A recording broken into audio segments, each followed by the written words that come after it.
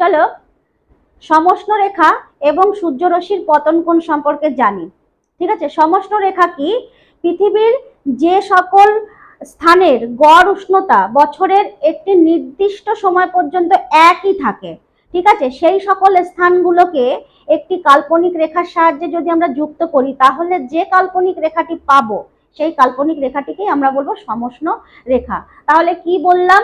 দেখো, পৃথিবী পৃষ্ঠের যে সকল স্থানের গড় উষ্ণতা বছরের একটি নির্দিষ্ট সময় পর্যন্ত একই রকম থাকছে, ঠিক আছে, তাহলে সেই সকল স্থানগুলোকে যদি আমরা একটা কাল্পনিক রেখার সাহায্যে যুক্ত করি, কাল্পনিক রেখাটা আমাদের তো কাল্পনিক রেখাই রয়েছে, আমাদের দ্রাঘিমা রেখা, অক্ষরেখা, নিরক্ষরেখা, এগুলো কিন্তু সবই এক একটি কাল্পনিক রেখা। ভূপৃষ্ঠের উপরে তো অত বড় কোনো রেখা ভূবিজ্ঞানীরা তো এঁকে দিতে পারছে না, সবই আমাদের কল্পনায় ধরে নেওয়া। তাহলে যে কাল্পনিক রেখার মাধ্যমে ওই সমস্ত একই গড় উষ্ণতা যুক্ত অঞ্চলগুলোকে যুক্ত করলাম, সেই রেখাকেই আমরা কি বলবো? হচ্ছে সমষ্ণ রেখা। ঠিক আছে, এই সমষ্ণ রেখার হচ্ছে কখনোই কিন্তু একে অপরকে ছেদ করে যায় না, রেখাগুলি কিন্তু কখনোই একে অপরকে ছেদ করে যায় না। এরা যত কাছাকাছি অবস্থান করবে, একে অপরের যত কাছাকাছি অবস্থান করবে, তত কিন্তু ওই সমস্ত অঞ্চলের মধ্যে আবহাওয়ার পরিবর্তন হবে দ্রুত, তাড়াতাড়ি পরিবর্তন হয়ে যাবে। আর যত দূরে দূরে অবস্থান করবে, আবহাওয়া কিন্তু ধীরে ধীরে পরিবর্তন হবে, ওখানকার তাপমাত্রাটা ধীরে ধীরে পরিবর্তন হবে। তাহলে বুঝলে সমষ্ণ রেখা কি? আবার একটুখানি বলি একদম ছোট করে।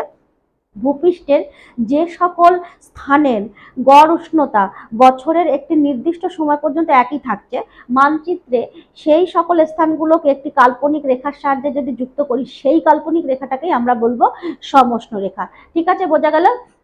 এবার বলি সূর্যরশ্মির পতন কোণ। দেখো, আমরা তো গ্লোব দেখেছি, পৃথিবীর গ্লোবটা দেখেছি না, ওটা কিন্তু একটুখানি হেলানো থাকে। আমরা তো জানি কেন হেলানো থাকে, কারণ পৃথিবী তার নিজের অক্ষের ওপর 66.5 ডিগ্রি কোণ করে হেলে রয়েছে। এটা তো আমরা জানি, পৃথিবী তার অক্ষের ওপর কত ডিগ্রি কোণ করে হেলে রয়েছে? 66.5 ডিগ্রি কোণে হেলে রয়েছে। তাই জন্য আমরা দেখো গ্লোব কিনি বাড়িতে, অনেকের বাড়িতে গ্লোব রয়েছে, দেখবো ওটা হেলানোই রয়েছে। ঠিক আছে, তাহলে পৃথিবীর অক্ষ তার কক্ষপথের সঙ্গে 66.5 ডিগ্রি কোণে হেলে থাকে। এই যে হেলে থাকছে না, এই হেলে থাকার জন্য আমাদের সূর্য থেকে যখন পৃথিবীতে আলো আসে, এই আলো কোনো কোনো অঞ্চলের উপর লম্বভাবে গিয়ে পড়ছে, আবার কোনো কোনো অঞ্চলের উপর তির্যকভাবে গিয়ে পড়ছে। কেন? কারণ পৃথিবীতে সোজা অবস্থাতে যেহেতু হেলানো রয়েছে, তাই যত পৃথিবীর গ্লোবটার যত নিচের দিকের অঞ্চলগুলো যাচ্ছে, সেইগুলোর মধ্যে সূর্যরশ্মি কি হচ্ছে? তির্যকভাবে বেঁকে বেঁকে চলে যাচ্ছে। ঠিক আছে, তির্যক মানে হচ্ছে বেঁকে বেঁকে যাচ্ছে। আর কোনো কোনো অঞ্চলের উপর সূর্যরশ্মি লম্বভাবে পড়ছে। এটা শুধুমাত্র পৃথিবীর অবস্থানের জন্য এরকম হচ্ছে, কারণ পৃথিবী তার অক্ষের উপর 66.5 ডিগ্রি কোণ করে হেলে রয়েছে। তা যাই হোক, এই মতো অবস্থায় গরমকালে কি হয়? সূর্যরশ্মি লম্বভাবে পড়ে, তাই আমাদের গরম লাগে। কারণ লম্বভাবে যখনই সূর্যরশ্মি পড়ে, তখন উষ্ণতা বেড়ে যায়, তাই গরম লাগে। আবার শীতকালে সূর্যরশ্মি কি হয়? তির্যকভাবে পড়ে, মানে বেঁকা ভাবে পড়ে, তাহলে তাপমাত্রা কমে যায়, তাই আমাদের ঠান্ডা লাগে। ঠিক আছে, এটা বোঝা গেল। আর হচ্ছে আরেকটা জিনিস যেটা তোমরা জানবে, যে এই যে তোমার যখন সূর্যরশ্মি লম্বভাবে পড়ে, ঠিক আছে, এই যে লম্বভাবে পড়ছে, আমি সূর্যরশ্মির পতন কোণ পড়াচ্ছি, কিন্তু এটা আমাদের জানতে হবে। যখন সূর্যরশ্মি লম্বভাবে পড়ছে, আবার যখন সূর্যরশ্মি তির্যক ভাবে পড়ছে, ঠিক আছে, তির্যক ভাবে পড়ছে, সূর্যরশ্মি দুভাবেই পড়ছে, এটা লম্বভাবে পড়ছে, লম্বভাবে পড়ছে, আর এটি তির্যক ভাবে পড়ছে। ঠিক আছে, তির্যক ভাবে পড়ছে। যাই হোক, এটা লম্বভাবে পড়ছে আর এটা তির্যক ভাবে পড়ছে, তা যেভাবেই পড়ুক না কেন, সূর্যরশ্মি পড়ছে তো কোথায় পড়ছে? আমাদের পৃথিবী পৃষ্ঠে এসে পড়ছে, তাই তো? সূর্যরশ্মি যখন লম্বভাবে পড়ুক বা তির্যক ভাবে পড়ুক, যখন সূর্যরশ্মি পৃথিবী পৃষ্ঠে এসে পড়ছে, তখন সেই পৃথিবী পৃষ্ঠের সঙ্গে সূর্যরশ্মি একটি কোণ তৈরি করছে, তাই তো? সূর্যরশ্মি যখন পৃথিবী পৃষ্ঠে লম্বভাবে বা তির্যকভাবে এসে পড়ছে, তখন সূর্যরশ্মি পৃথিবী পৃষ্ঠের সঙ্গে একটি কোণ তৈরি করছে।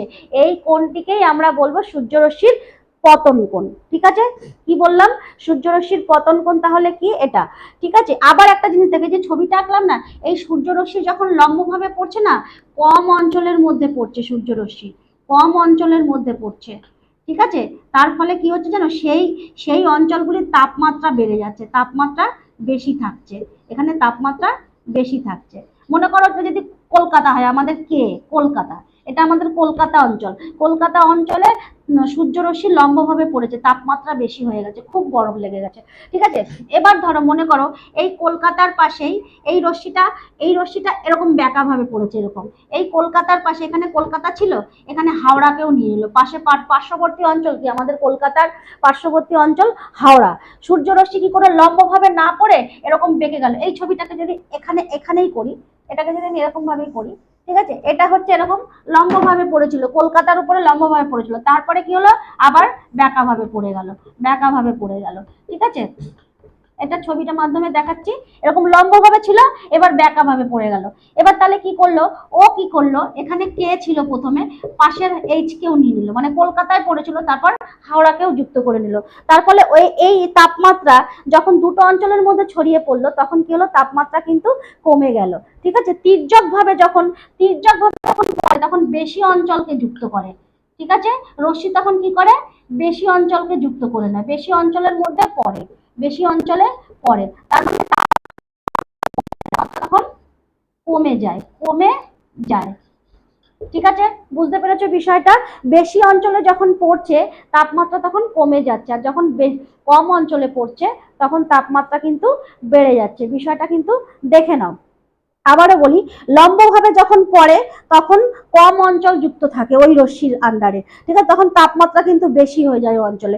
আবার যখন তির্যক ভাবে পড়ে তখন পার্শ্ববর্তী অঞ্চলকে সে যুক্ত করে নেয়, তার ফলে তাপমাত্রা প্রথম অঞ্চল আর ওই দ্বিতীয় অঞ্চল, দুটো অঞ্চলের মধ্যেই ছড়িয়ে পড়ে, তার ফলে কি হয়, তাপমাত্রা কিন্তু কমে যায়। ঠিক আছে, আর পতন কোণ কি, ভূপৃষ্ঠে যখন সূর্যরশ্মি এসে পড়ছে তখন ওই সূর্যরশ্মি ভূপৃষ্ঠের সাথে যে কোণ তৈরি করছে সেই কোণকেই কিন্তু আমরা বলবো সূর্যরশ্মির পতন কোণ। আর তার আগে সমষ্ণ রেখা তো পড়লেই। ঠিক আছে, এইভাবে বিষয়গুলো তোমরা তোমাদের বাড়ির টিচার কাছে কিন্তু বারবার মানে মুখস্থ করবে না, পড়াগুলো একটু বুঝে নেবে, মুখস্থ তো করবেই, একটু বুঝে নিয়ে তারপর মুখস্থ করবে। ঠিক আছে।